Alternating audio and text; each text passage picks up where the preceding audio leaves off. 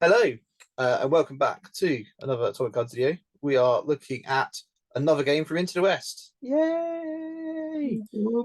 Lee, who's here today to join me? Hello, me, Lee. As Hi, usual. Lee. So we've got game two, which is Destroy the Supplies. Hopefully some of you guys have seen round one, which was Lords of Battle. Daniel Donovan taking on Ian Porter. So that was Rangers of the North versus Lurtz Scouts. This time we are looking at Destroy the Supplies. One of your favourite scenarios, do you think? Yeah. Probably is my favourite, actually. I think it is my favourite. While they're measuring out things, I'm just going to skip forward a little bit. But yeah, one of my favourite as well. It's just a good mix of attack and defend, objectives, some clearly stuff in there. Yeah, it's just the whole push and take of attack and defend. Who's playing in this game. Yeah, it's like a bit like Breakthrough, isn't it? Really, where you got to you actually have to go and do something and defend your things, and it's just a bit like yeah. Do you go? Do you commit? Do you stay back? Always full send. Or option C. Never option C. So while they're just getting their armies out, I'll have a quick chat about the list we've got here and introduce you to some players. So we've got Luke Davies. He's here off of one of the Friends of the Gardens of Wiltshire guys. He is using Mirkwood Rangers. So he's got Legolas as his leader, 1 Sentinel, and 8 Rangers in that warband, then Tariel and 9 Rangers. 448 points. Done. Yep. 20 models. Beautiful. 22 elf bow shots a turn. You can imagine he's going to be quite defensive here. Yep. But in a weird way, no. Because if you look at Destroy the Supplies, there's banner VPs, right? I think. No. No? Don't think so. I think it's... Okay. Is there? I don't know. I might be getting them confused because I might be getting confused. So I thought they would still have to push forward, but I might be wrong actually. I don't know. I've not got a book on me. Have you got a book on you? I actually don't know. Excellent. What is it? It's 2 for each thing. There must be banner VPs. And then it's kill, wound, and kill leader. I think. Broken, unbroken, and then banner. It's got to be right. Yeah, must be. Because I in my head somewhere I remember playing as Dale before, and I'm like, playing against you. I think it was with Rangers, and you still had to commit because if you don't, you lose on banner VPs. I think I don't know. I might be talking on my bum. When we played it, when I was Rangers and you were Dale, I sat back and just sat there. Yeah, but yeah, I don't know. I might be wrong. Yeah, I can't remember because it's 2 for each one, and then 1 and 3 for breaking and 1 and 3 for leader would make it 12. Okay. So I think anyway. Then we've got Callum Eden's playing against him off of Hedge Knight Wargaming on YouTube as well. He has got Suladan on an armored horse. 6 warriors with bow and spear, 2 watchers with twin blades, 1 horsey boy with a bow, 5 fatties.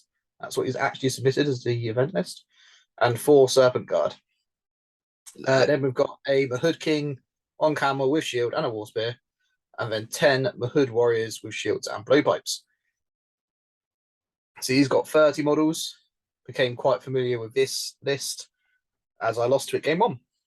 In fact, and Luke was on the table next to me game 1. And he was playing against someone who had like dark denizens of Mirkwood force. So there's loads of wargs and stuff. And he must have absolutely farmed them with shooting. Nothing in his army looked like it was hiding D5. Yeah, and then they hate spiders too on top of that and stuff. I think spiders in it. I think I remember seeing that army floating around. Eden's used something like this last year as well. Yes. Or it might have been Leia. One of the two. I think it was Leia the Dragon. Very similar. It was Lair of Very Dragon. He similar. used this because at Into the West he copied the list of one Lair of Dragon. Oh yes, Helm. Yeah. So we have got Luke on the kind of bottom and left. He's deploying his Mirkwood Rangers there, kind of right in the middle on that middle objective. Next to a woods for some reason. Makes sense. Makes sense. Yeah, Mirkwood Rangers get a kind of ward save near a woods, so it would make sense to put them next to woods. Good job, Luke. Yeah, it's got this awkward pond. Yeah, I was just thinking that. So he's lobbed a couple of lads on the other side of the pond, trying to cover everything. It all depends what they're classing the pond as, right? I'd hope shallow water. You'd hope, wouldn't you? In general, I tend to go shallow water on at tournaments. Yeah. Deep is fun for like casual games where people can drown in it and stuff. Yeah. But there was that fun time at the tournament in Reading last year where there was a rumor that went around very quickly that a Balrog had drowned in deep water. Yeah. It didn't actually happen. It's heartbreaking, but yeah, the idea that that could happen just because that's how the board was. Yeah. Did you once have your Dane launched back from a ballista into a lake? I did. I was not a happy chappy. There was a lot of flicking through the rule books very rapidly, going, hang on a minute. Because if it's like deep water, you can get like minus. If you've got like heavy armor and stuff on, you get minuses to your roll and things. Yeah, heavy dwarf armor is like -2 or 3, isn't it? I think it's like 3. Yeah. So yeah, it's bad. And yeah, Dane just went pop. Ever since that game, we always avoided deep water for some reason. I don't know why. Almost like it was a feel bad or something. And you also then got Assault on Helm's Deep. Yeah.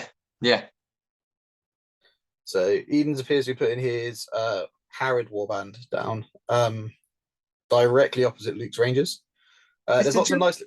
What's that? No, go on.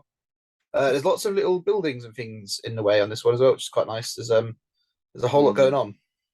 Yeah, I was just gonna say, like, I would think on paper it's a fairly tough matchup for Callum, because he has got a lot of D4 and 5 in his list, right?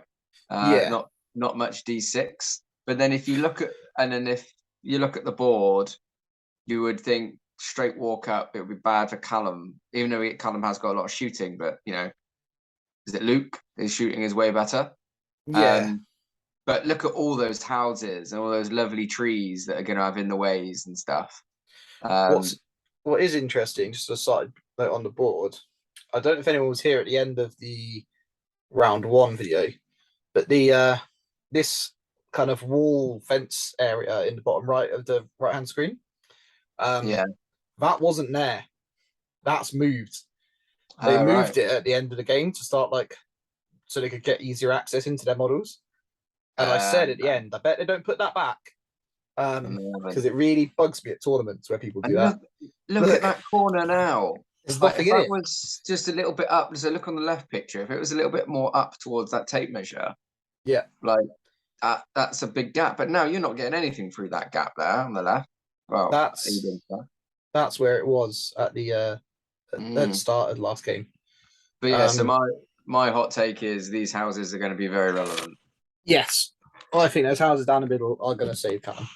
Yeah, otherwise I think it probably would be bad for him on paper. If he can get to short range as well, I actually think I'd almost back him to outshoot the Rangers. Yeah. And if he can get them a Hood King into combat with some of those warriors, death will happen. Yeah, but then he's only fight 5, right? So, and they've got Elven Blades. Yeah, but how many impact hits? Oh yeah, good point. Yeah, the impact hits would be. Yeah, that's a fair point. I forgot about the impact hits. My God. Yeah, he's also got strike in that as well. So if I'm him, I'm running in, trying to get him and Suladan together. Call a strike with Suladan and combat with him all the way around, and then just plowing him through as many more on the impact hits as I possibly can.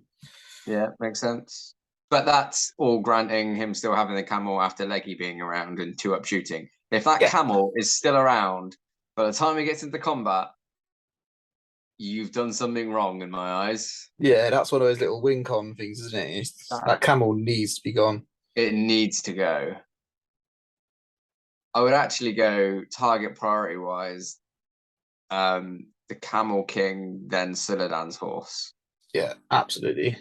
Camel first, then Suladan's horse would be my threat target, I think. I think I was wrong as well. I think the Mahud warband's gone in the middle and the Harad's gone on the far side. I guess that makes sense because the Harad side's going to have bows in, right? Yeah. So they can be further off on the flank and still do stuff, whereas the blowpipes need to go in the middle. Yeah, it also looks like the cav are on the flank as well. Which, again, makes sense. Because again, though you look at it, so it was okay, and a straight walk up is bad for Eden's, but if you look at it on the other flip side, is Luke is going to struggle to defend all 3 against the cav. Yeah, so you can see already he's put like 2 guys on this left-hand side from the top, and then a whole bunch in the middle. But then he's got that little pond between him and the left. So he's got a bit of difficult terrain there. There's some houses to hide behind to block the line of sight as he's coming down. So it looks like there's going to be a lot of pressure on this left-hand side. He's completely abandoned. Callum has this top right one. But again, that then comes down to a good decision on Callum's part for my head. So Luke has won the priority, the tableside roll-off, so he deployed his warband first. So Luke had to kind of gamble in the middle, whereas then Eden's went in the middle. Then Luke's last one, he has to commit somewhere, and then it's fairly straightforward for Eden's then just to commit elsewhere. Yes. There's no reason to just commit straight opposite him. So now Luke's going to have a good turn or 2, again, depending on what age priority's gone. Okay, Callum's got priority first turn, so that's good for Luke, because that means Luke can react better. But if he had lost that, if he did win priority that turn, it's going to take 2 turns of shuffling around effectively to get his bows where they need to be, in my eye. I'm just thinking of that as like when I used to play Dale. It's a similar sort of vibe. Yeah, and then that closing speed from the cav there. So he's clearly not done a march or anything. No. Suladan does have it, I think, if I remember correctly. But, I was just going to ask you, because you know more than me, does he have march? I assume Suladan does. I think Suladan does. I'll just double check. Because I have a very similar list of this saved in my phone. Just for and use. Again, look, that house coming in important straight away. Gonna struggle. All right, those 2 elves on the left can probably Sully does. and shoot, but those elves in the middle are doing nothing. Yeah, and you can see Callum's checking it as well, just making sure he knows. And then that second house, the one next to it, he's just next turn he's just gonna hop behind there, and then at that point, what do you do as the elf player? You have to give up that left one in my eyes, because you are not stopping him from getting that one now. In my head, that's already gone. There's no way, unless he fully commits and sends it all the way to the left. But then you've got that thing. So if I called that shallow water, it's going to take him at least a turn of full movement to get across it. Yeah. Then he's like, they're going to be on him. He's going to get maybe 1 turn of shooting. And then if he does that, then Callum Eden just goes to the middle house in the middle of the board. And then that's the Mahud King coming the opposite way around as well, just to really mess with your head. Yeah. So Callum's playing not that over, Callum. That's like a £50 model for now. Now. Again, look at these houses, man. These houses are clutch for Callum here. Clutch. Oh, was that just a take backsy? cheeky take backsy. He's going a long way around with that king. I'm just gonna move it an extra couple of inches forward now. No, I'm kidding. I'm joking. And then look, the Mahud are just coming up behind every house that you can. Honestly, the board has kind of wrecked it for Luke, I think. And it's early days. But my God, this is bad. If you are interested in a board like this, TT Combat sponsored the event. This is their TT Combat Halfling Village. So you can buy it from their website. You can buy it from our website at atomiccards.co.uk. This event was not held us. It's great. The board is great. The board is cracking because this board being like this is making the situation where we can actually talk about what's going on and what potentially may happen, rather than if there's nothing there, I move forward, I shoot you. You move forward, I shoot you. Whereas this is actual tactical flexibility going on here. Nice And little 3-inch marker. There you go. moving to that, there you go. So you could get a couple of shots, like I said, but like, I guess you might as well just hang them out to dry. You never know what's going to happen. They might ping a couple of cav. If he gets something like horse from there. What do you do now if you're him here? What do you do with this middle group? I think I swing my middle group round, line them up, so that as soon as he comes around that corner, he's getting rinsed. If anything, I might send a few just up a little bit in the middle, just so that if he can't fit them all behind, there's like I'm pointing at the screen, like you can see what I'm saying. But between those two buildings, so that you've got a few shots just there, so he has to really, really be careful when he's positioning. Other than that, I would be sacking off that left one. And just moving a couple forwards because they can't shoot this turn. Like, not got any targets to shoot this turn anyway. So what you can do is move a few forwards just to kind of pretend that you're going forwards, make them think a little bit. Because the last thing Callum wants is to kind of completely forget. Tariel on her own could make light work of a whole bunch of defense 5 Mahud. Even the Mahud King. Even the Mahud King, she can take on her own. She'll have a bit of that. I would do exactly the same as you. I'd have a bit of her. The middle clump, I would the left-hand side of that, I would like pivot it downwards, so south to the left. So then you almost go like an angle level with like the river. But hang on a second. Have I just found? Hello. Can you see this? This could be glorious. So I'd be swinging this middle group. There we go. Like that. Exactly the same as what I would be doing. Yeah. Hello. And then, like you said, this just got real. So you can shoot this way. Yeah, that's it. And then chuck a couple to the right to feint moving up forwards. Because, like you said, you don't want him to be able to fully send these guys moving up there a little bit so that they can then shoot that direction. Yeah. And then he has to. These horses here. This is his cav. They'll make the jump to behind this building, no worries. But these warriors either have to stay there, like it might slow them down a bit. That's all I'm thinking. Yeah. This is great fun. And I do like he has chucked a couple there to the right to pressure. Yes. I'd be tempted to maybe chuck 2 more. Just because you do not want to be, you don't want him to be able to fully commit and not have to worry about his own. Like that's these ones here. Yeah, I don't know what it's doing, but yeah. Destroy the supplies, man. You can't just let them fully send it if you're not going to potentially. If you don't know that you can fully defend all of yours, you have to know you can defend all of them. If you can, then you don't need to go forwards. But if you can't, you do need to chuck some sort of feinting action forward, is my thinking. Because otherwise they just get free reign on you. And eventually they'll get through. Is my thinking. So is he doing what we said? I think he is. He has. So he's pushed a couple of guys in the middle by the trees up a little bit. He has got a couple of guys here in the river who are trying to cross across. I think he's sending more that way now. Yeah, he's moving them forward, look to defend the edge of the pond. So he's got a little line like that. Yeah. It's kind of what we're saying, but I wouldn't have sent these 2 across. No, I wouldn't either. That feels like your favourite saying in the world. That's a bit option C. It is a bit option C because look, he's chucked more in the pond now. So again, now what are you doing? What is your game plan here? Are you defending the left? If you're defending the left, you have to full send it.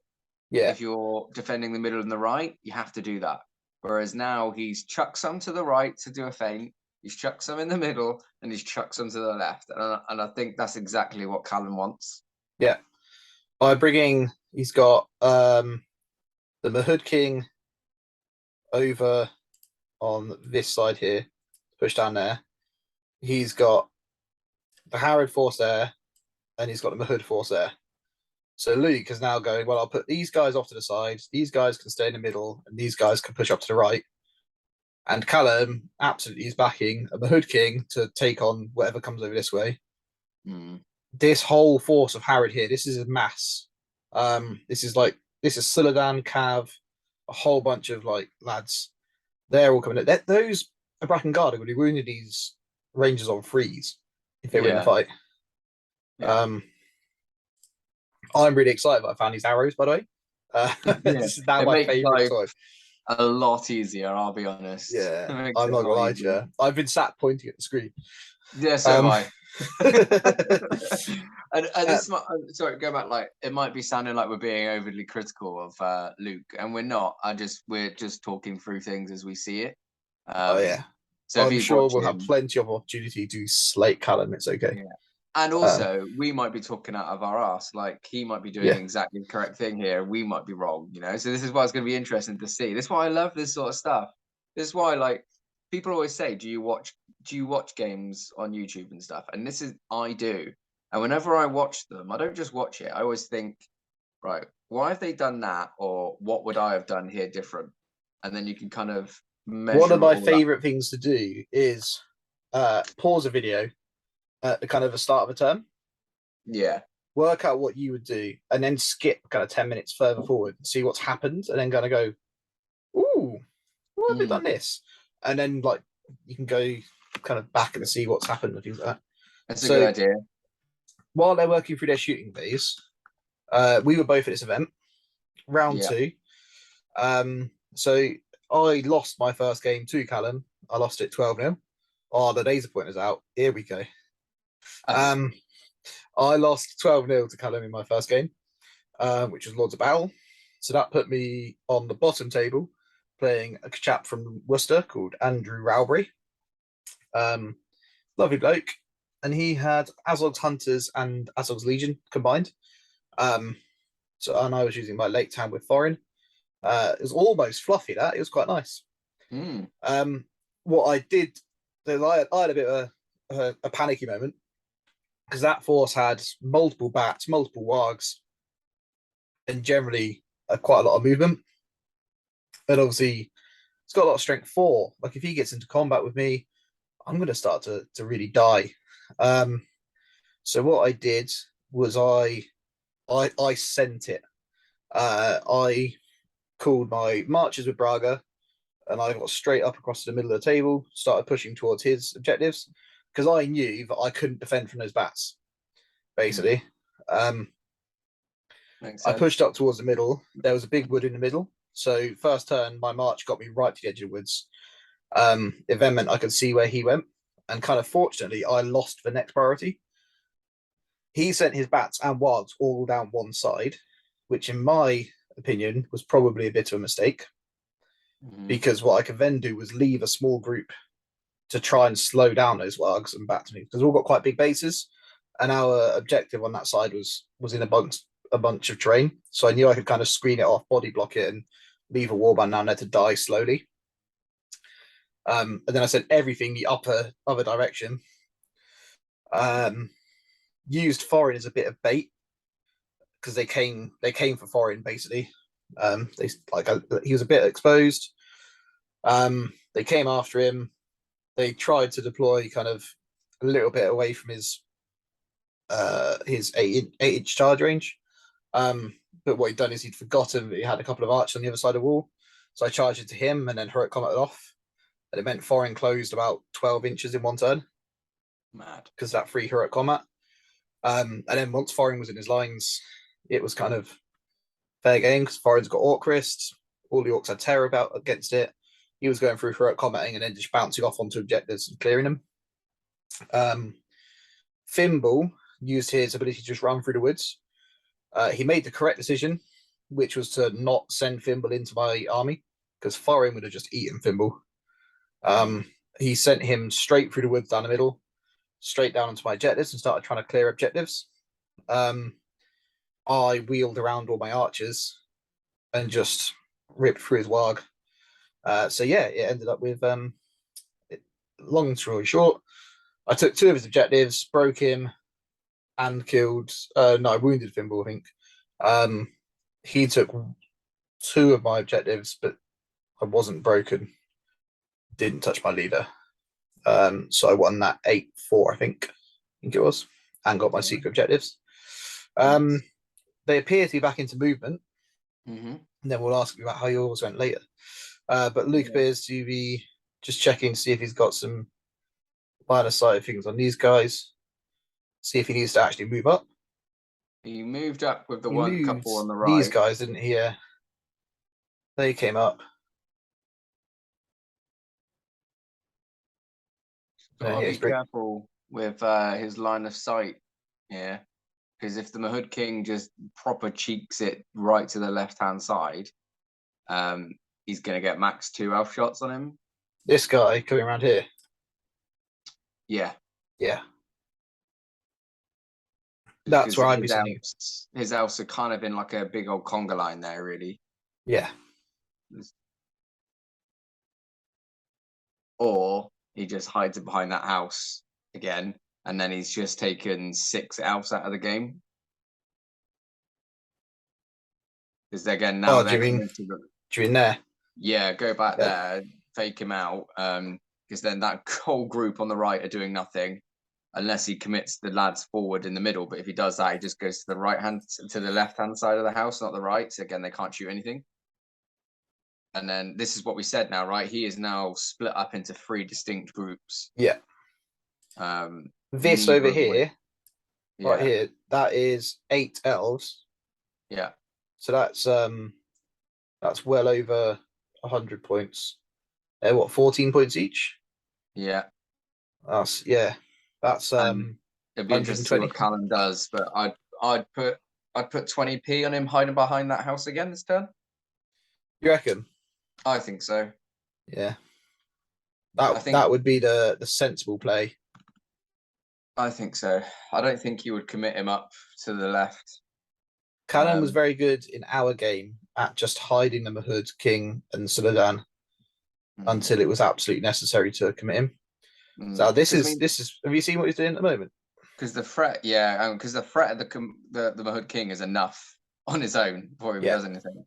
So yeah, what's he doing? He's moving up behind the house. Yeah. Interesting.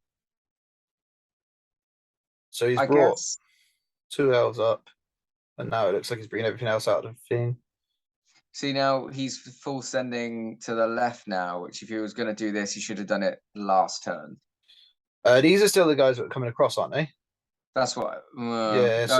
He's just finishing what they've done. He's still got his lads here. I guess that's so they're going to have to pop out around the corner of the house. So he's thinking I can countercharge them if they get onto the objective. Yeah, I guess. I'm like really close to the camera because it's like I'm on my phone, so everything's like really small. Am I looking really close? I'm not looking at you, to be fair. Okay, in the nicest possible way. Good.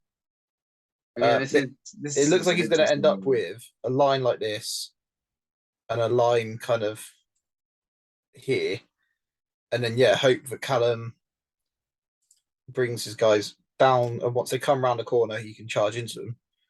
So, if go back to like turn 1 deployment, say if Luke was to deploy basically in the middle of the 2 hills in the middle, but like in line with it, so a bit further back, like that, like that, exactly that, he would have had the potential to get better shots turn 1 with some movement, and he still has time to move up onto his objectives to stop him from getting them. Yes. That's probably what I would have done. Again, I don't know if that's correct. I'm just saying, like, you'd have better avenues of shots turn 1 is all I'm thinking, and it makes it a bit more difficult to him to hide around houses. Yeah, and you can still, I don't know. What he can do is he can put kind of Legolas's warband there, and Tariel's warband just a little bit next to it. And then as they come down, you've got from here a good line of sight down that channel. Yeah. Line of sight down that channel. Line of sight Yeah. there. Line of sight there. Line of Yeah. sight there. Yeah. And you're So- not mucking around with the river.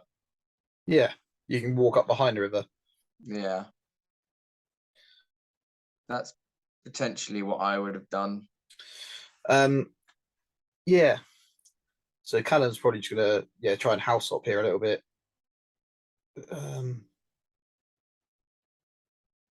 Do it, mate. I really want to see what he does with the Mahud King. I Yeah. really want to see. That's the good stuff. Because we don't care about this. Just move it down behind the house, No. Callum. Come on. Because I think this is the difference, right? So obviously Callum's a very good player. He tops GBHL and all that sort of stuff. So this is the sort of decision making that I really want to see. I think sets apart, you know, us average people to these top players that always like win events and things. Yeah. I think it's going to be this sort of decision here. I'm really intrigued. I think it's just that little edge, you know.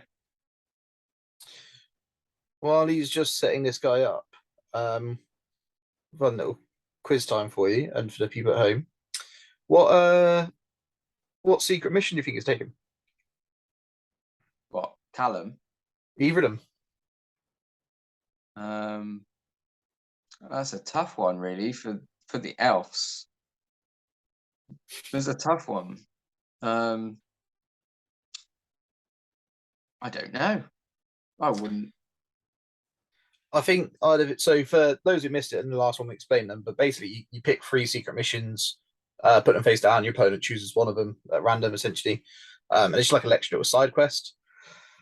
I think if I was the elves, I would have been taking protect my leader. Yeah. Keep have a hero win every fight that they're involved in. Yeah. And potentially get Tariel killed. Yeah. All 3 of those seem like things that they kind of go. Kill the banner. Kill the banner. You got to kill Suladan for that. Yeah, but the windmill probably going to want to spins. do that That was anyway. nice. What's Yeah, that? true. The windmill spins. Uh, I just think there might be easier banners to kill. Yeah, but then Leggy can 2-up, shoot him, and he can't pass that banner off. Whereas another game they can. But he's got to do it 4 times and wound on 5s. So yeah. I mean, it's definitely possible, but yeah, I don't know. Apart from that, I don't know. Because I guess Eden's is a bit more straightforward. I think like you could go board edge on this one. Yeah, take the opponent's board edge. Aggressive. 1 in each table quarter you could do quite comfortably. Yeah, and he has left a couple of Mahud back. He has. He's got guys on every area, so he's got people. He's got 2 there. He's got 2 there. Yeah. And then he's pushing up on the rest of them. No, he hasn't got 2 there anymore. They've moved. Oh, they're moving out. Take it all back. Interesting. So they're making space for the king. Out? Maybe. Go on. Do it. You know you want to. So he moved that first one 3 inches, then 3 inches again to go around the building. Ish. I mean, yeah, Jesus. Right, Jamie. Good God. And then he's lobbed another one across, so he's got another one in behind his building still. That's we're taking a mick there. It's so hard. We're not there, and the angle's not good. So to us, it might look, oh God, he's killed him again. Be careful with the king, man. Come on now. It might not be that bad, but you know. So he's checking the range on the bows. Sensible boy. Working out where he can put things that's safe. Or is he sending him across the other side? Ooh. Interesting. Yeah. So again, right? So that's done the same thing. He's taken 8 lads out of the game, but then he can still pop back if he does. If Luke does threaten his, it's actually more because there's 3 more there. True. There's 11. So is Luke now going to himself? I'm gonna give up the left, push on his right. So maybe that's what he's thinking. Yeah, there's 11 lads over here. That's So a lot. Callum's 5. It is a lot. Yeah. Yeah, Jeremy. So it's one of those things. We know it from playing on cameras and stuff a lot as well. People always kind of say things like, "Oh, you could have done this. Oh, you could have done this." Oh, it's so hard sometimes. And the camera picks up everything. Yeah, I it think Jeremy mentioned it off of the Green Dragon, Mhm. sorry, when he did from the Conquest Creations League about how everyone in the comments has always got something to. They've got an opinion on how to do things and how to play things, and so it's just so hard when you're Yeah, it doing is. things. It So is. if we do sound critical, we apologise. It's Yeah, just but and again, I'm not like I sound very critical of Luke, but I'm not trying to be critical of him. I'm trying to help out and also fill airtime. Because if I was just sat here not saying anything, so like I have to say something, and it might come across as that, yeah. but I And don't intend it. Callum's ahead both of us in the league, so Well, yeah, exactly. he knows what he's doing. Bless him. That does intrigue me. Chucking the Mahud King back into the middle does intrigue me. Is he potentially? Does he think he can go from here to here to here into here? Yeah, but why would you need to? Well, or or is he going to make Luke come up to the side of his elves, then go, Yeah, oh, I think it's clear, come up here, and then go, bam. yeah, I think so. Or then threaten to come down the middle and go for Yeah. his middle one. I think he's I just going to play cat and mouse with those Rangers for the entire game. I think so too. He's put a nice big chunky piece of bait out, and they have nibbled. They have nibbled hard. I think he has, yeah. But then we don't know what Luke's intending here, right? He might be gunning hard on that right hand one, which So, yeah. it If is you're Luke fairly now, are undefended. you going full send or are you trying to recover? If it's me now, Yeah. I would probably go full send. Even the ones on the left, I'd start chucking towards the middle of the board. Yeah. Then defend along that river, and then kind of pivot the whole army on the right hand side. That's what I would do. But I think it's really hard for Luke. I think this board makes it really tough for him. Really tough. I think, I think he's lost his back left corner. I can't make out where Legolas and Tariel are. That's the only problem. No. Um, If Leggy is on the left hand side, Leggy is a beast in this Legion. He could take most of that on his own. Because Suladan is probably the other hero there, and Leggy can take down Suladan. Luke Suladan is the other hero there. Yeah. I think that is a Sentinel. Right. Who is here. Okay. And that who's there. I think that's Tariel. Okay. But I'm doing the same. I've got the screen in my face. Yeah, I can't. And I'm doing it on computer. Yeah, obviously Suladan is right here. Yeah. So he is. It almost feels like Suladan's about to just send it straight into combat. But yeah, I think you're looking at this left is kind of gone. So I would be sending these guys up here to try and take this. Because there's 5 warriors there.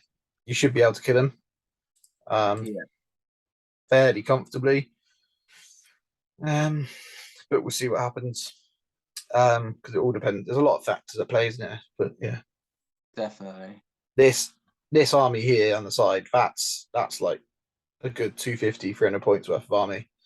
That's more than half of Callum's army is going to hit about half of yours. Although he has got, if Leggy is over that side and he's got, say, like 6 or so rangers there, they could form a little wall between the building and the hill. And if they just sit there and shield, you might get lucky. You might be able to hold it up long enough to go and get his objective on the right. The only problem with doing that is because it's got a cav down here as well. Yeah. I would expect him to come round there as well. Yeah. And Yeah. then you Oh, it's boot. tough. So we skipped over it earlier because I was trying to one. How did your game 2 go? Yeah, so I'll just quickly go over my game 1 as well. And what I did had you the take? Army of Thrall mirror match. What did I take? Was that? Yeah. Yeah, so I took Army of Thrall. I took it before to Lair of the Dragon, and I think I came like 8th at Lair, I think. Exactly the same list. So it's Thrall, 12 Grimhammers with Guiding the King upgrade, a captain with shield, and then 12 warriors with spear and shield. So 26 D7 at least dwarfs at 450 with a 6-inch banner, party reroll, potentially unlimited fate on Thrall. Just very solid. Nothing spectacular. Doesn't do anything particularly well. Just doesn't die. Goes on objectives slowly, and yeah, just doesn't die. Don't tend to give up very many leader wounds or VPs. So that always helps. So you tend to win games small rather than big. Which going into it, we all thought was kind of the way to do well at this event was win small and then get your secret missions was the way we were all talking about was probably going to do you best. But yeah, so we took that. I had Army of Thrall mirror match, generally exactly the same army as me. Exactly the same on Lords of Battle kill tally. Very brief. It started off very, very good for him. He was like 6 models up, which was really bad. And then I had a couple of priorities, and my captain could tie up his captain and Thrall, and then my Thrall went and killed some lads, and I eventually evened it out and won that game very close, which meant that then game 2, I was playing somebody who also just won their game very close.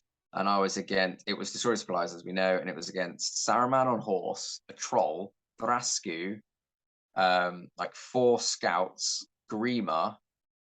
I think that was it. So it was like 9 models. That's a wild list. It was madness, and I was like rubbing my hands a little bit with it because it's obviously Destroy Supplies, and I'm like, well, he's not going to be able to defend all of his, but at the same time, Saruman and a troll combo is going to really hurt Thrall. If anything can kill Thrall, it's probably that combo.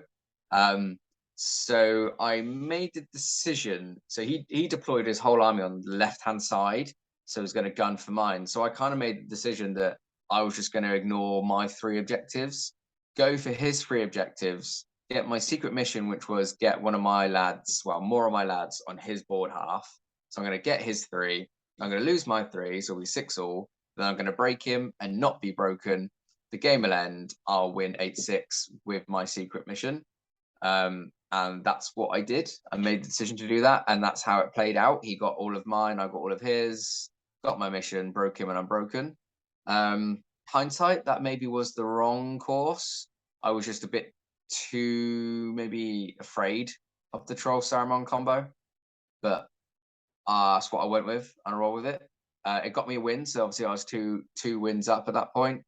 Not my VP diff was fairly poor because I won this first game small and then that one very small and gave up quite a few VPs. But I was sat pretty at 2-0, so that's what I was happy with at the end of the day. Yeah, our game was over in about 20 minutes, which meant we had a massive lunch break after that as well. So we had like a huge old break for food and to chill, That's which good. was very nice. I enjoyed that a lot. It's gotten very spicy while you were talking. Yeah, I just had a quick look down and I can see He's got that. his Cav and Suladan into combat there. He's got, so the cavalry model is here, and then Suladan is just up here fighting 1 ranger. If I'm Callum here, I'm hoping, I think, for a heroic combat onto the objective from Suladan. Oh, you can't. You could have been in a fight as well, can't you? Yeah, you can. Yeah. I've also let me just yes. check. I pulled it up. Yeah, I think you can. You just have to be in base contact with it, I believe. There's no stipulations. No, there is. There's loads of stipulations. Oh, is there? Yeah, you can't be in base contact with a marker. You have to be in base contact with a marker at the end phase of a turn. I mean, not cast any magical powers, use a missile weapon, been involved in the fight, or been under the effect of paralysis. Okay, fine. Yeah, because this was the old Spider Queen trick where you put the Spider Queen into 2 lads, spawn a broodling, and have the broodling go around the back. Yeah. So he can't take that objective this turn. No. But you can really. So you've got a choice now if you're Luke. The other thing is I checked, and there are banner points. So it's 2 for each supply marker, and then 1 or 2 for leader, 1 or 2 for broken, and 1 or 2 for banner. Yeah. See, there you go. See, that might be why Luke is pushing more on the right-hand side, because he is already 2 points down. Yeah. Which again is a tough mission for him. Like I said, so he's got a tough board and tough mission. Yeah. Because you're forced to go forwards, otherwise you'll just lose 2-0. So, yeah, I don't know, man. This is looking ropey now, because he's now sending towards the middle and threatening that as well now. Yeah. What's the camel? Right, What's where's the the king going? Yeah. Is he going all the way around? Back to the house, I think. Yeah, so I would bring him down here. Yeah, me too. But I think Callum's going to send him all across here. Interesting. Yeah. So why is he doing that then? Because that would never have crossed my mind to do that. What's going on here? So I think he wants Rangers to come, like elves to come this direction, so that he can bring these guys round the side. At the moment, I wouldn't back Callum to take either of these 2 end objectives off. So this is up here on a hill. It's going to take him a while to get there. You got this here, which he's going to have to get to across the river and across around everything. I think he knows he's winning. So if he can take one of these, it's highly unlikely that Luke is going to beat him. Yeah. Anyway, I think he feels confident that he can take this one. And then he's just trying to use that camel to pull elves up here and away from this objective here on the hill. Yeah, it makes sense. So again, he's just baiting him to pull him across the board. And there you go, that's what he's doing. He's moving out, right? Yeah, look. Yeah, there he is. Up he comes. So a genius play, then, it would seem. Because now you've got potentially Luke leaving that objective alone a little bit. Yeah, look, they're all coming up. What are they? Ooh, he's thinking about it. See, if I'm Luke now, I send 2 elves full pelt to the right. Yeah. I just full send it. Because now that camel king, that's now 2 turns to get back to that top right-hand objective. I'd be full sending it. None of this moving free malarkey. Send it 6. Go. Run. I think it's a common mistake that a lot of people with shooty armies do. I've made the mistake with Lake Town once or twice, where I've got 15 bows, so I want to use them. Yeah. So I move like 3 inches. And I've recently learned over the last couple of events that that's pointless. Just send it. And our friend Rob, he had a similar issue in a couple of his games. So Rob, if anyone doesn't know, he took like 50 odd models of Lake Town along. It was pure filth, disgusting. He had 15 bows at 400 points, and he was moving his whole mass of bodies kind of 3 inches a turn on some games, which just meant that his opponents else moved 6 inches. He's going, but the others only moved 3. So again, like that group that moved 3 initially buying that house, if they'd have moved 6 inches towards that, I don't know, was it like a cabbage patch or something behind the wall? Yeah. Like, and then you've got covering up. It. Yeah, that's the one. Go towards there. So then you can pressure the middle with bows the next turn. You can pressure on your back objective and Eden's top objective too. Yeah. Again, this is all afterthought. This sounds like we're really being bad, but I was being critical of Eden's as well. Like I didn't understand why he was doing that. Because now, what's going to happen? What what we've got is we've got a couple of elves that were here have now started moving back this way, and then these elves have started moving up here, but they're both doing it at 3 inches a turn. Yeah. So what you're then getting, Callum's then got he's got some guys here, and he's got some guys here, and that's it that I can see over on this side. I bet Callum's loving that. Go on then, you shoot those 3 lads. Yeah. You're moving slow. I don't care. They die, they die. If they live, they're gonna pressure your let's middle have one. a look quickly. What are we on?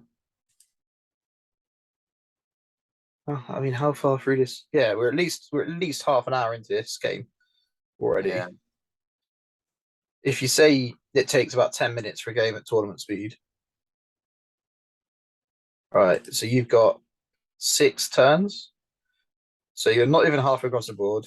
So you still need to go another three full turns of movement to get to that minimum. Yeah.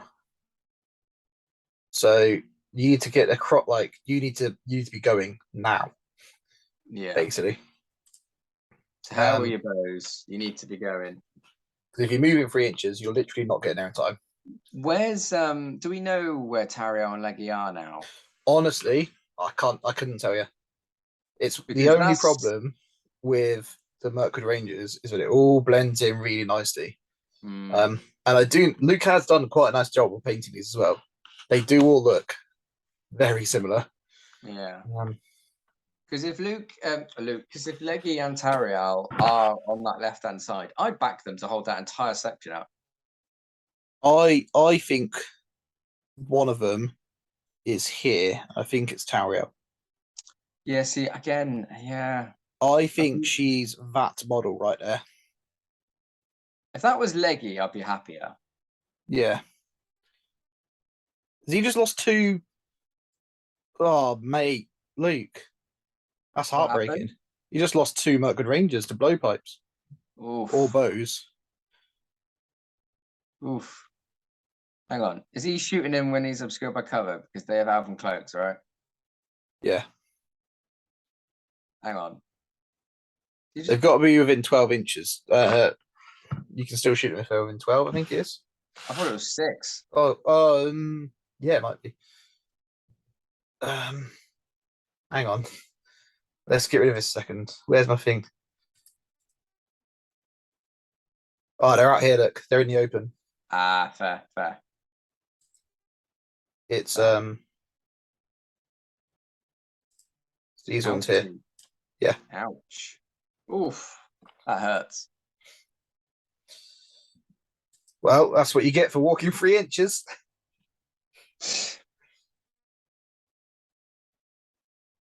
That one, you're going to struggle to be able to see that one, Callum. Yeah, that's the one I was thinking of. Yeah, no, leave it alone. You picked something up then, though. Luke. I don't know what it was. Luke, oh, yeah, I don't know. It wasn't a model. No, I don't think it was.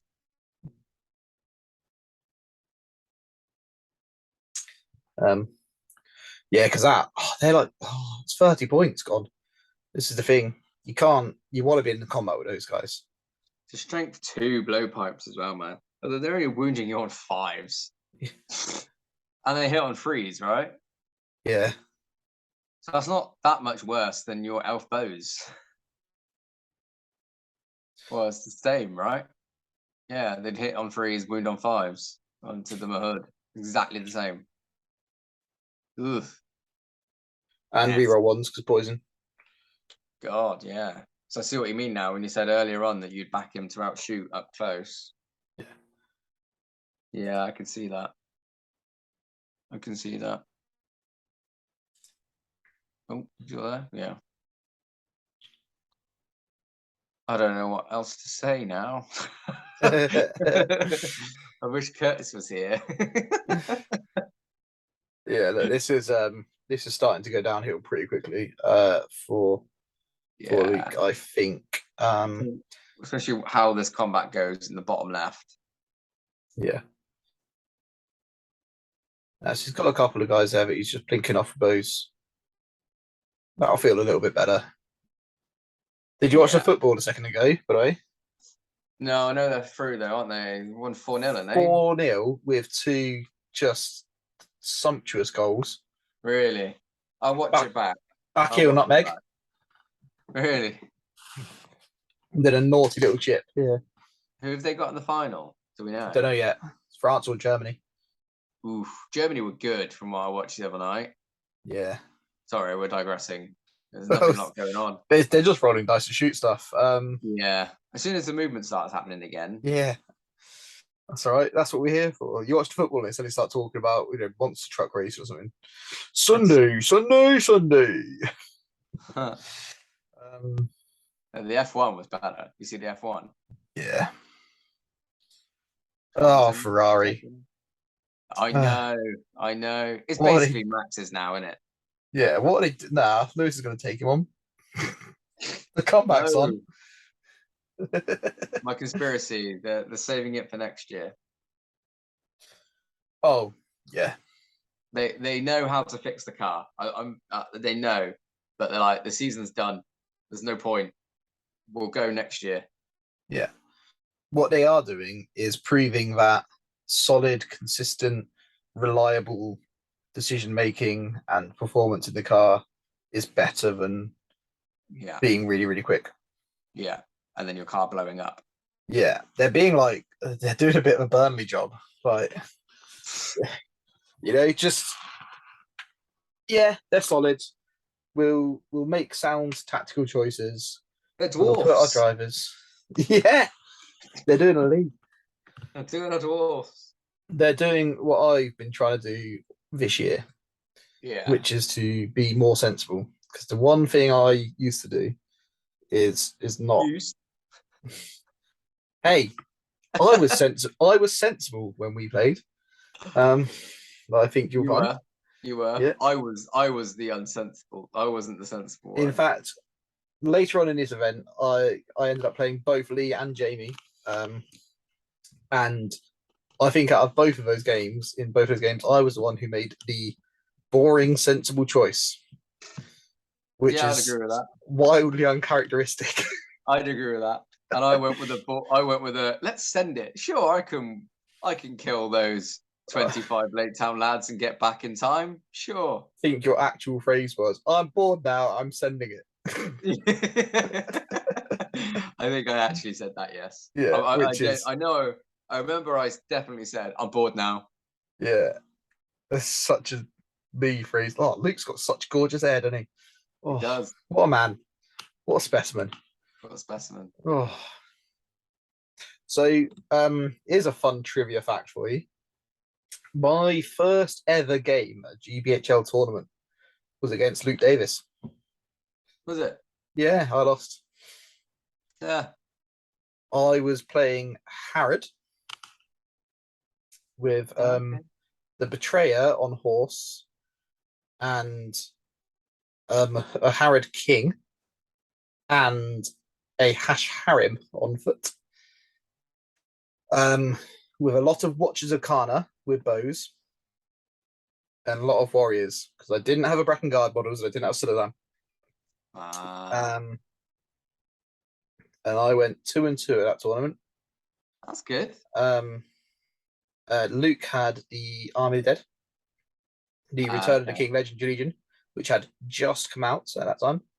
Right. I didn't know Legendary Legions were a thing until that game. Right. And it all came down to the very end of the game. We're playing Clash by Moonlight, and I ran away for the entire game. Yeah. And then it came right down to the end, and I left the Betrayer on one wheel in range of an Aragon for a combat. This shooting phase has gone on for a long time. It has. Can we move some models now, please? Please, guys. My first game was against Ali. GBH event. Lair of the Dragon. And I won that one. So that means I'm better than you. That was mine was pre-COVID. That event. Yeah. Mine was after COVID, wasn't it? Yeah.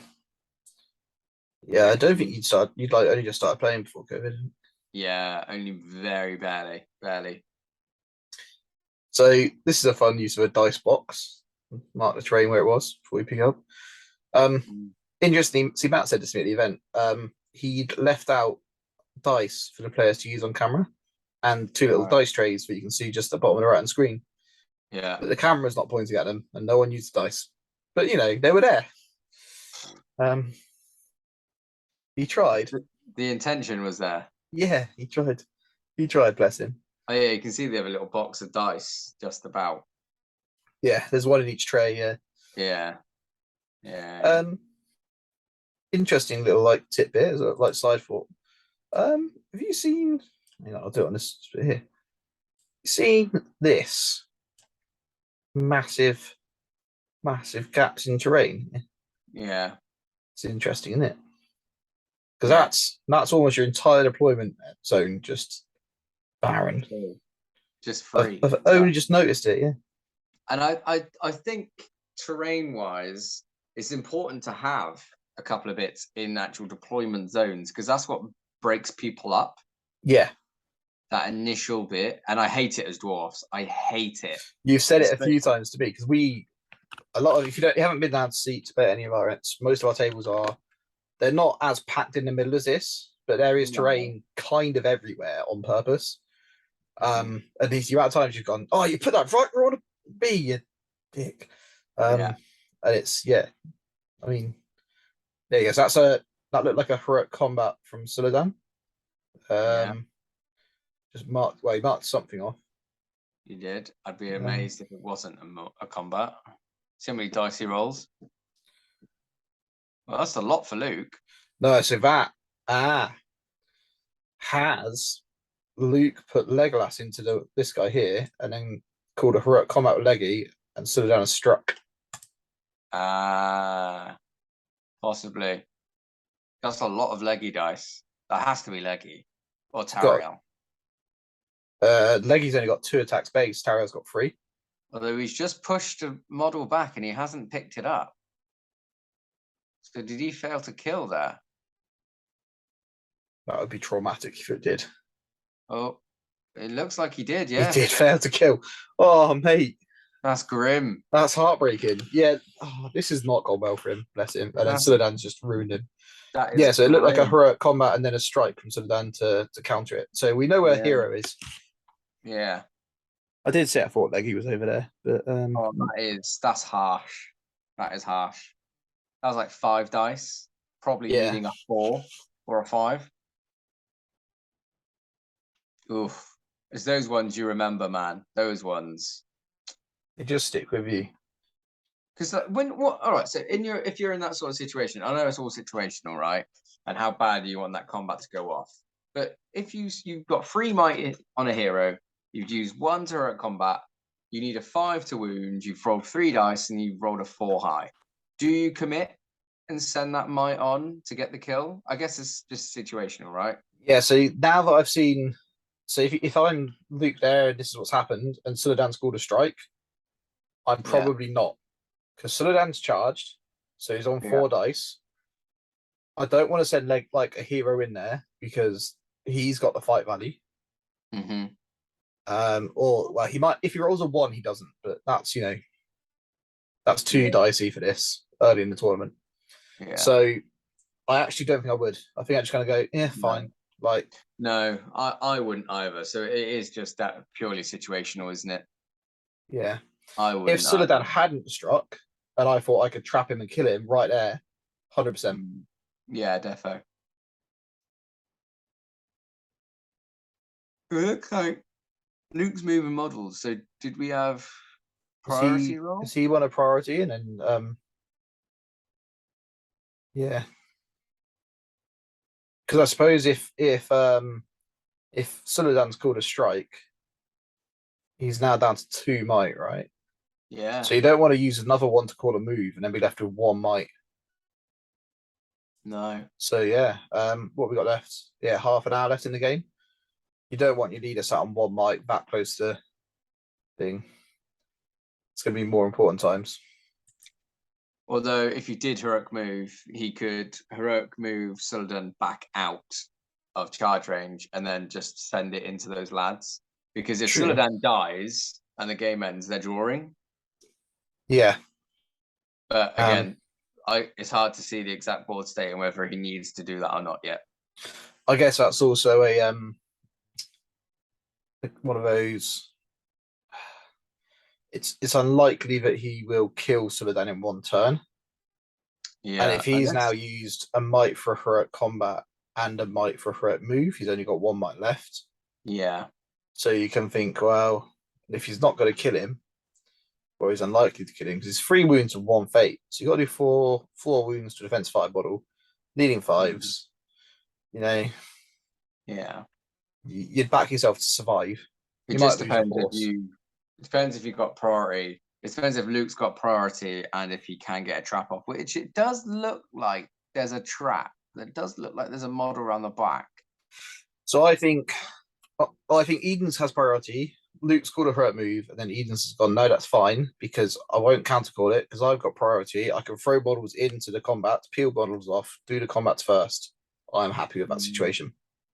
The more I play, and it's only really recently that I've come to realize my mistake when I've been heroic moving, and I think that comes down to playing dwarfs quite a bit, where your might's quite precious, is that I always, more often than not, you always want a heroic move when it's not your priority.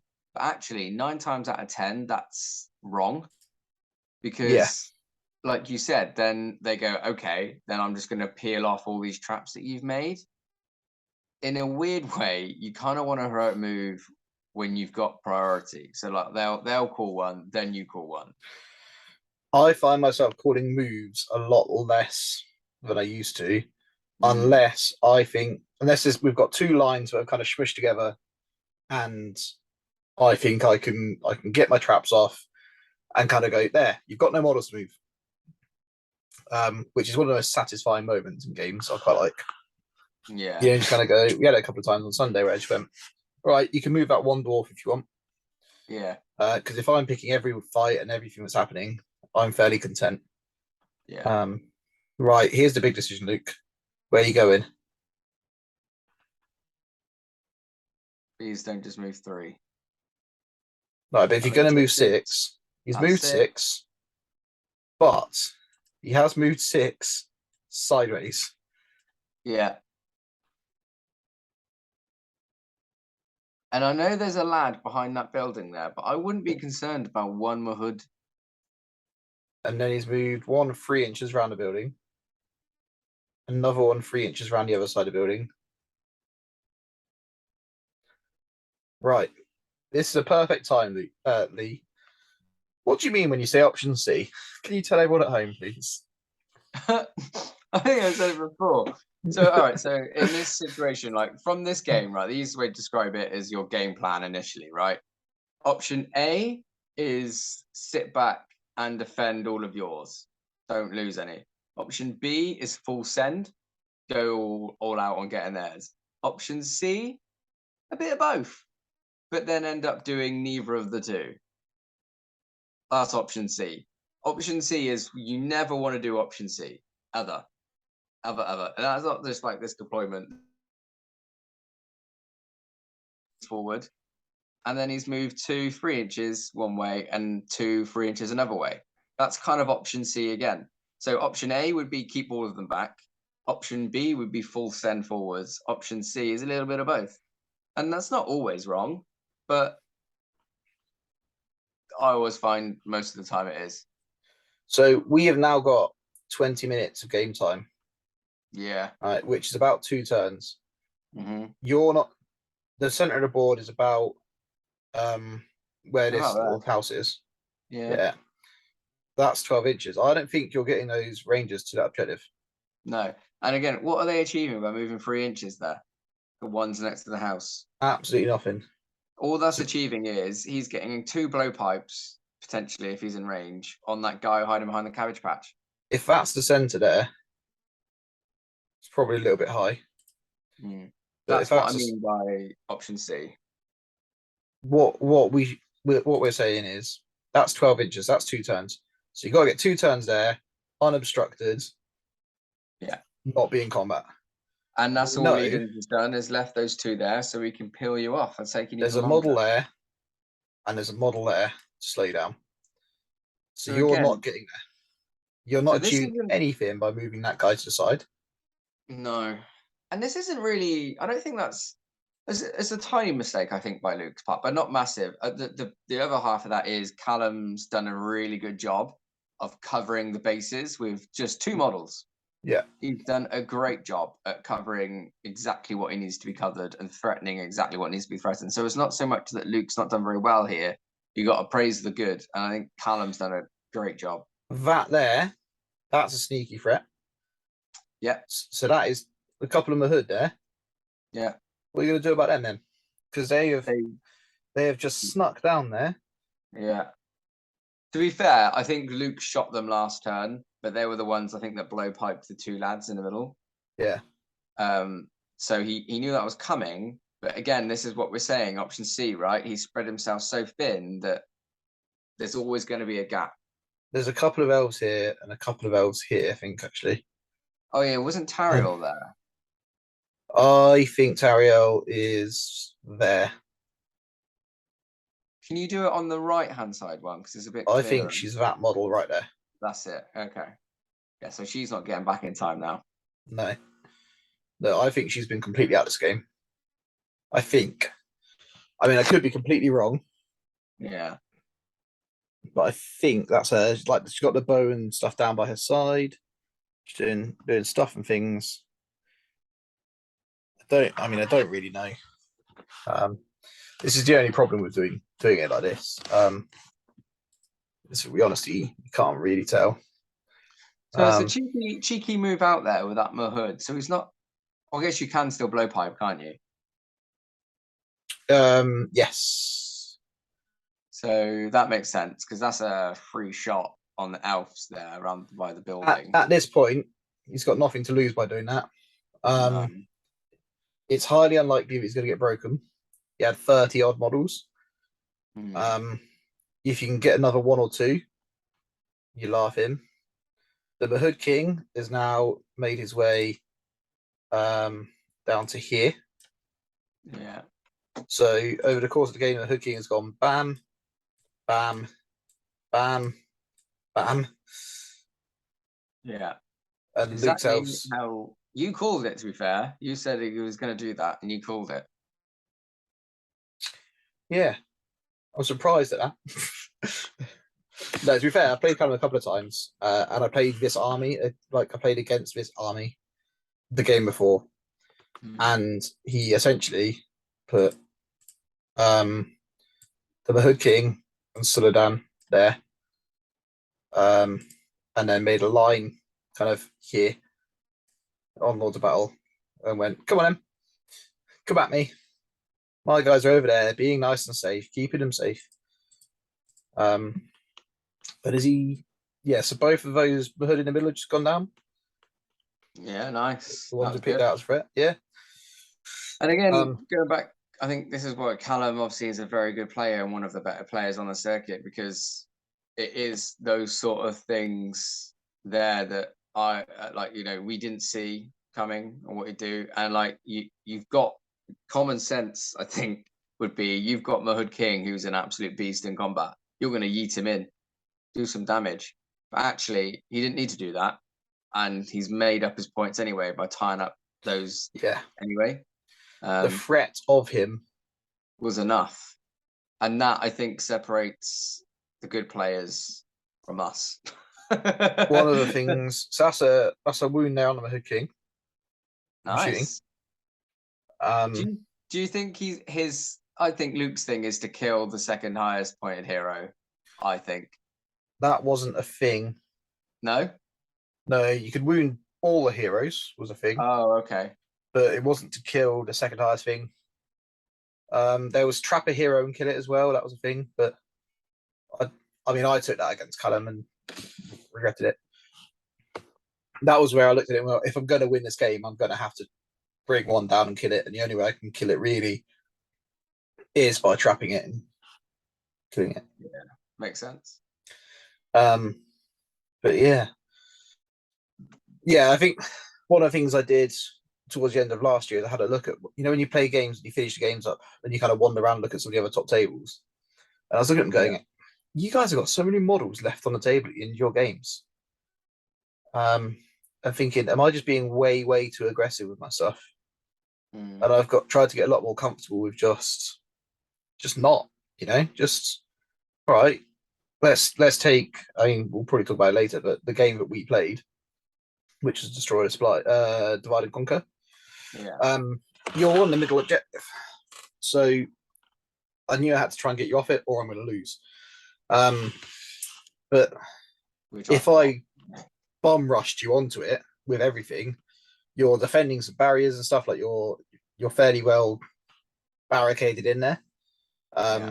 You were pretty well set up, so I knew that would end badly for me if I didn't try and spread you out, make you do a mistake, make you do something.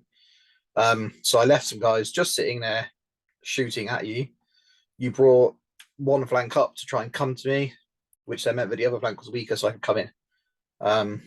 And I just kind of had to hope that something like that would happen, I think.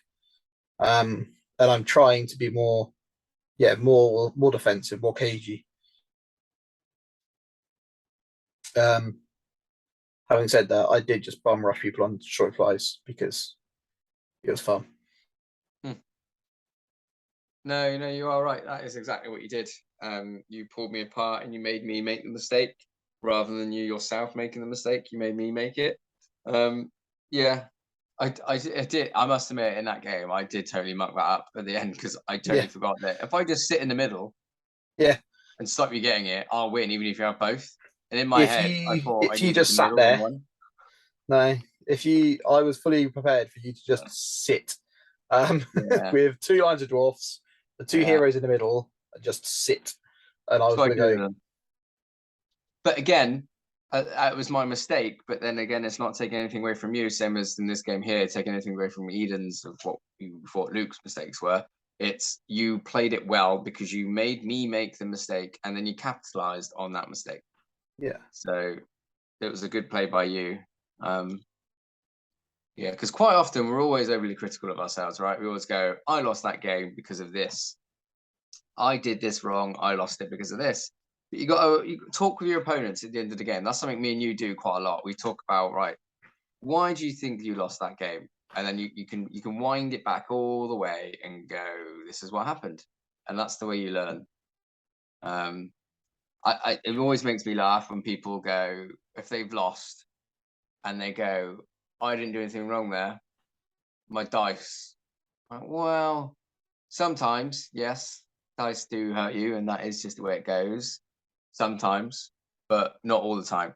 And you have to kind of look back and go, well, maybe this was why. I think I'm sure he won't mind us saying this, but our friend Jamie, we played, and again, he made a mistake. We're playing heirlooms. He had a banner, so he's winning because he's got a banner. He then tried to pick up his relic, the relic that was on kind of his board edge. When there was two bound by my board edge, so he tried to pick up that one, which meant that it came across to me unless he got that 6. So by doing that, he then kind of gave me an advantage, massive advantage. So I mean, I picked it up and ran away for the rest of the game and won. At the end of the game, immediate thoughts was, he went, if I'd got you, if you'd paralyzed yourself once with a relic, or if this had happened, or if this correct combat had gone off, and then an hour later went, I tried to pick up that thing and that was stupid, wasn't it? I was like, yes, that's the correct thing. Yeah. That was your mistake, not your dice, that mistake. And sometimes it takes a second to work that out, but once you do. I was again talking about Jamie again, because like you said, I'm sure he won't mind. He played, was it Ashley the other day at your shop? Yes. They played a game and I came and watched the end of it, and Ashley said, oh, it started off bad for me, and then Jamie came and fought me in these ruins, and then it went better for me. And then Jamie went, I don't think the ruins had anything to do with it. And Ashley was like, oh, okay. And then afterwards they talked about it, and Ashley was like, those ruins, fighting in and around these ruins was a way bigger factor than I think you originally thought it was. And then they talked about it, and then Jamie went, actually, yeah, you're right. That was bad for me. So I think he's definitely learning. I think taking it on board. But we all do it. I do it. I'm bad for doing it as well. Do you think you've done anything right? Yeah. And you're right. It's hard to take yourself out. Do you know what I mean? Like take yourself out of yourself. It's hard to So admit. It's hard to admit when you're wrong. Let's put it that way. yeah. Yeah, And it's we're easier to all, blame the dice than to make than you to have made a mistake. yeah, and we're all guilty of that. We're all humans. So Harad's moving first. We've got a Harad raider who's made a jump across the middle, trying to threaten that middle objective. And then he's just taking 4 traps in here, blocking them off, and he's going to claim this left-hand side objective. I don't think there's anything Luke can do about stopping that. So, okay, so how long of this game is left, roughly? Probably about 10 minutes. I can find out exactly for you. Right. Yeah, so we've got 13 minutes of video left, so about 10 minutes. What I vaguely touched on earlier on was one of the things Luke could have done was pen off that hill and that house for quite a long time of the game and defend that left one. And he's done a stellar job, to be fair. Like, if that's This still one not here. burned, yeah, like he's done a good job defending that. There's 10 minutes left. If he was a bit more aggressive on the right-hand side, he could have been right up on Eden's objective by now. If he'd gone 6 inches, 6 inches, 6 inches, he'd be right up there. Yeah. And then you're like a cat and mouse game then you run down the clock. You try and get Eden's, because Eden's only had that 2 lads there. Get his, then just do not die. Stick leggy on your objective and do not die. That might have been possible. This comes down to, I think, yeah, if he'd come across here and then a little bit of this, where these 2 guys, if they were also here. Yeah. Now, if they weren't, this raider would have a free shot across. But if these guys are over here, you can really seal that wall off. Yeah. Then if these 2 chaps, which is a little bit further over this turn, you can stop them taking this objective a little bit more. Yeah. You've also got, because you've got down here, there are a couple of elves there. I think so, yeah. Who can shoot across into this raider and then charge him if he tries to come near that objective. And all you got to do is fight him. That's all you got to do to stop him taking that objective off. Yeah, and you can shield. Yeah. And if I'm Luke, I am shielding. Yeah. The And worst they thing that could- could happen in that, well, your best hope is that he wins 2-0 from a banner. Yeah. Maybe you Or- can get a or cheeky no. wound on Suladan. It might have been possible to defend all 3 of yours and take his right one and then draw. Yeah, if you'd moved this side up. Yeah. There was a possibility there. Because that's what Callum did. He brought this Mahud down here, stopped these 2 from being able to move. Yeah. There was a possibility there. Did we miss this? Did the elf that moved it over here die, or is it still there? Don't know. Oh no, it's still there. I can see it. Yeah, So it's still there. now is he going forwards now to pressure his middle? But he's only moving 3. I think he's trying to get shots on the king, which is Shots in on the middle of king, yeah. board. But that's completely Irrelevant. unnecessary. Yeah. Yeah, it's irrelevant at this Shoot- point. That's shoot not winning warriors. the game. And again, he's moved that warrior out to get a shot on him. Like, no, go direct. You haven't got time. He's moved it as full 6, hasn't he? Unless he's put a 4 there so he can still shoot. I don't know. But like he's moved, even if he has moved at 6, he's moved at an angle, right? Yeah, he's done what we did last time, which is moved it from here in 2 turns to there. Yeah. But the Rather objective than is at the there. building. Yeah.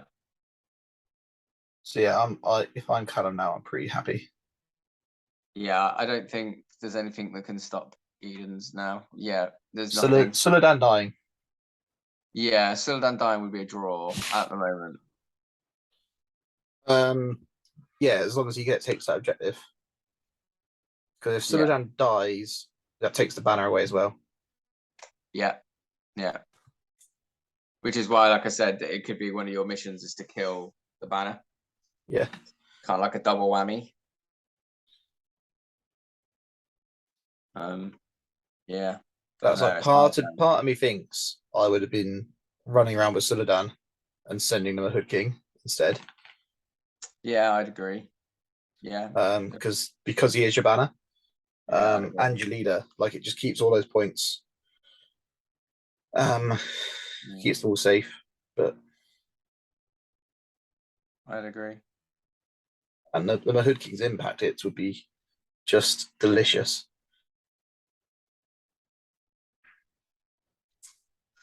Yeah, I do think like I said, not being overly critical on Luke, but I think he has relied too much on those, which you'd think you should do, right? But I think there were times here that he needed to send it. Yeah. I mean, he's still got, what is that? 2 behind that building, 3 there, 4. So it's like 3, 4. That's like 6 lads on this right hand side ish. Over here, he's got 2 there. 2 there. Right. I think there's some kind of here-ish as Yeah, I think well. there is.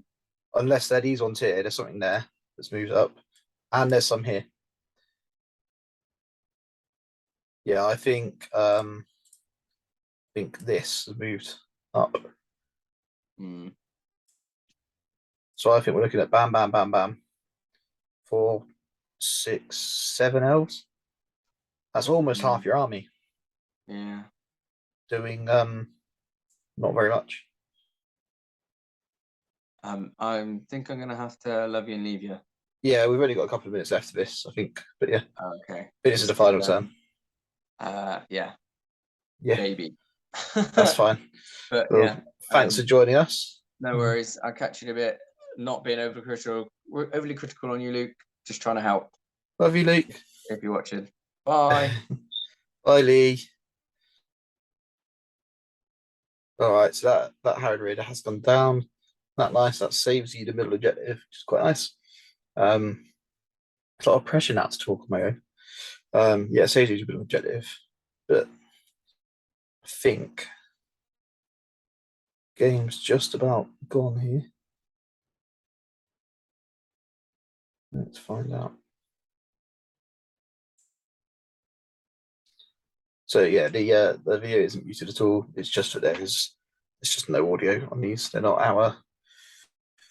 It's not our files. The interclassic to us are very kind and lent us the files with which to do this, which is nice. But that's really hard recording events because there's so much background noise. We've tried it a few times, done a few different things. We've recorded full games events, and you've got all the noises and everything. We have recorded. We've gone live streamed it. We've tried a few different things, and we're just trying to see what the best way of bringing people stuff, content from events is.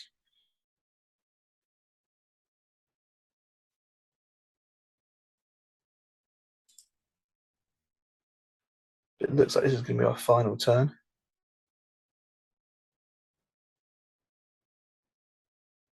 Yeah, I think they're counting things up and talking about it now.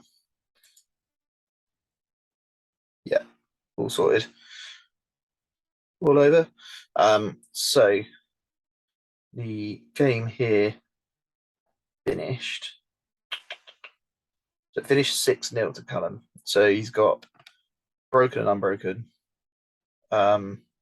Looking at objective and still got a banner. And board quarters by the looks of it. Nice. So you got a secret mission. No, he did not. Neither of them got a secret mission this game. No. What was he measuring that for then?